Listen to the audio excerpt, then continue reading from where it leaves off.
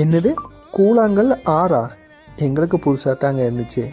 எங்கேன்னு போய் சர்ச் பண்ணி பார்த்தா வேறு எங்கேயும் இல்லைங்க, நம்ம வால்பாறையில் தாங்க.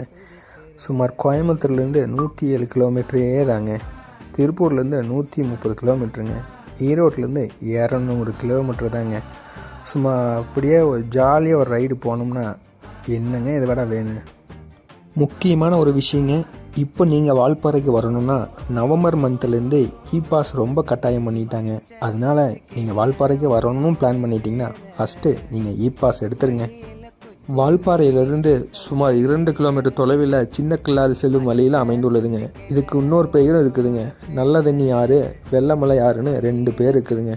கூழாங்கல் ஆறை பற்றி உங்களுக்கு ஒரு சுவாரஸ்யமான தகவல் சொல்கிறேங்க. அதுக்கு முன்னாடி ஒரு லைக் பண்ணிவிட்டு சப்ஸ்கிரைப் மட்டும் பண்ணிடுங்க. நம்ம எப்போயுமே ஒரு பயங்கரமான ப்ரெஷரில் தான் ஒரு ட்ரிப்பே போவோங்க. ஆனால் இந்த வால்பாறையில் நீங்கள் அந்த போகிற வழியெல்லாம் பார்த்தீங்கன்னா அந்த அழகை ரசிச்சுக்கிட்டு இருக்கும்போதே உங்களோட ப்ரெஷர் அப்படியே லைட்டாக குறையிறது நீங்கள் கண்டிப்பாக ஃபீல் பண்ணுவீங்க.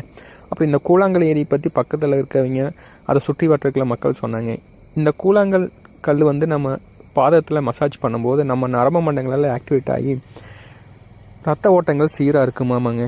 இன்னொன்று சொன்னாங்க, பாசிட்டிவ் எனர்ஜியும் வரும்னு சொன்னாங்க.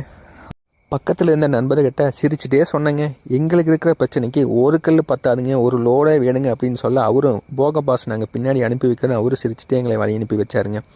இந்த மாதிரி நீங்கள் யாராவது போய் கூழாங்கல் எடுத்துகிட்டு வந்திருந்தீங்கன்னா ஒரு கமெண்ட் மட்டும் தட்டி விடுங்க பார்ப்போம்.